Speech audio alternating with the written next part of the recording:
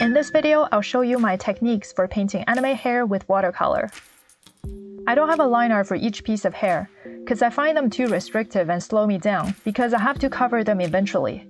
So what I prefer to do is to go straight into painting with a brush, and sometimes I can sketch a bit with a brush just like using a pencil, and then fill in the gaps or adjust the shape when the paint is still wet. The paper is dry, so I can create nice sharp ends easily. This way the hair looks more interesting and spontaneous as well.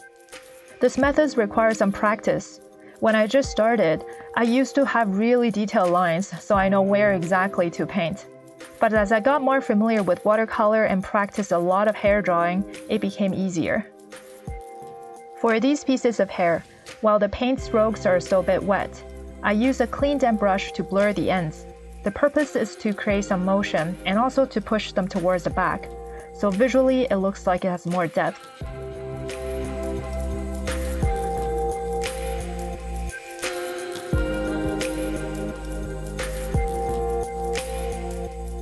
Here I'm creating some watermarks to make this piece of hair lighter.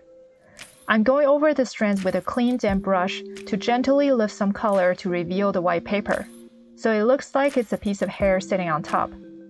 I like how it creates the pretty watermarks to give it a signature watercolor look. Don't worry about the blurry edges for now. We can add details in the next layer to make it more defined.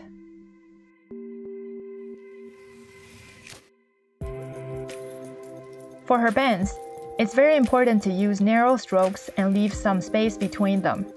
You don't want them to all connect into one big piece. Well, unless your character has a hairstyle like that.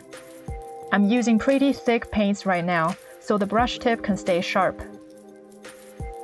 Using the highlights as a divider, I'm painting the bottom half of her bands first, and then move on to the top half, but the order doesn't really matter. I keep my strokes the same direction as how the hair flows, so the highlights I'm leaving can have a nice natural pattern without much effort. While the paint is still wet, I use a damp brush to quickly soften the edges, to make the highlights look more natural. Also, the diluted paint creates the smooth, silky texture for hair. The key here is to be quick because you want to be able to soften the edges before the paint dries.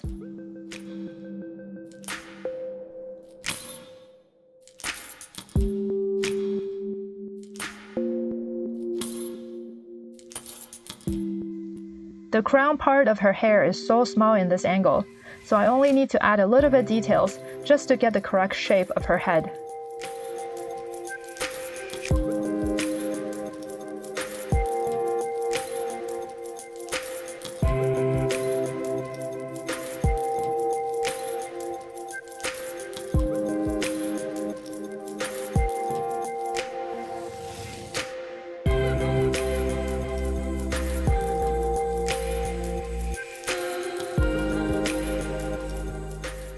Now I'm starting to paint the longer pieces. This might be scary without a sketch for the first time, so it helps to practice your strokes on a piece of scrap paper. I think about where the hairpiece should go before I put the brush to paper. Then when I paint, I can have a more determined brush stroke.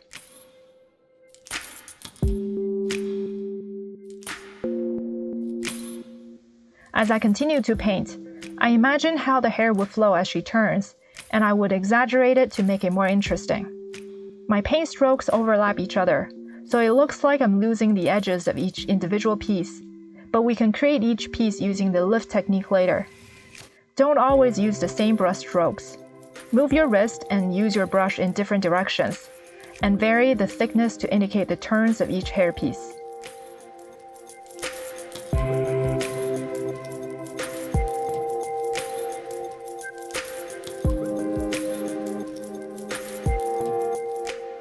This is cold pressed paper, so it's very easy to leave dry brush marks. If there are too many, I use a clean brush to go over it to make it smooth. I also use water to soften some of the strokes as I paint.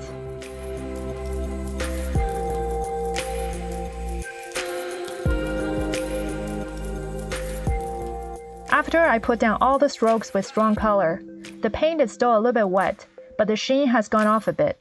Now it's a good time to do the lifting technique.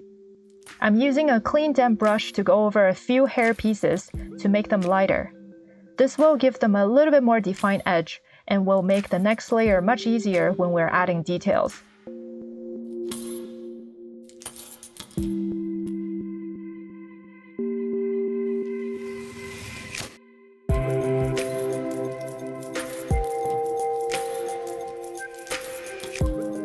The brush I'm using also helps a lot for this technique.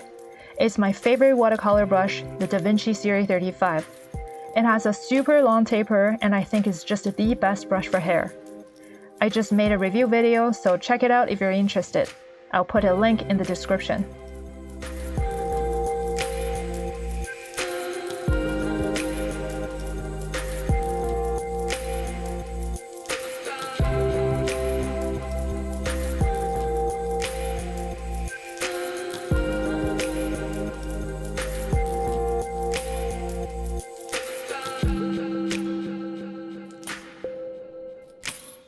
In my method, I like to do most of the painting on the first layer, and then add small amount of details once it dries. Usually, I finish within 2 to 3 layers. For this side, I use the same technique, but the color I used is a little bit lighter, so while the paint is still wet, I'm dropping in some stronger color to darken the area behind her neck and where pieces of hair overlap. We can make the edges sharp once the paint dries.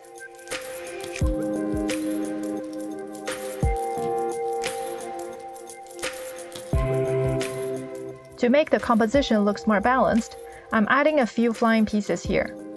They can be broken lines and not connected to the rest pieces in solid shapes. This way, it looks like the hair has a lot of movement and they're going in and out of focus.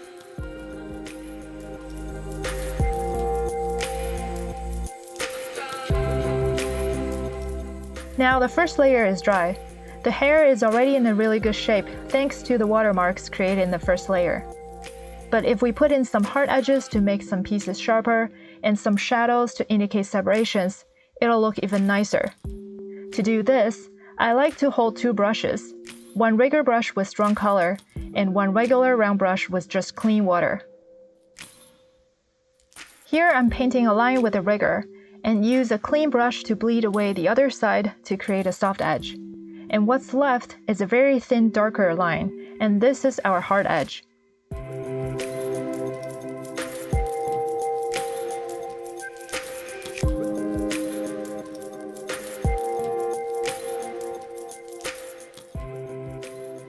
Or you can use rigger to paint in small area of strong color to indicate a shadow.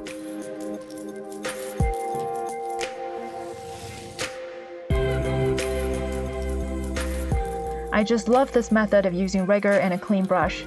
It's amazing how much detail you can add while maintaining the clean and loose watercolor look. But be careful not to add too much detail or it'll look too busy.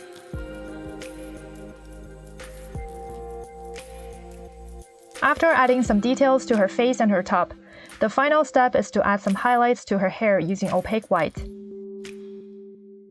The rigger brush is really good for this. I usually add highlights where I want the hairpiece to pop or I think the piece of hair is lacking depth. The lines I'm adding can also overlap other pieces to make it look like a flying hair reflecting light.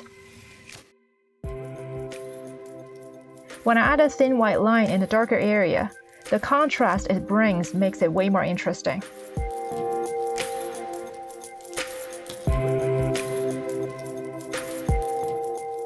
So this is my special method for painting anime hair with watercolor, and I hope you find it helpful.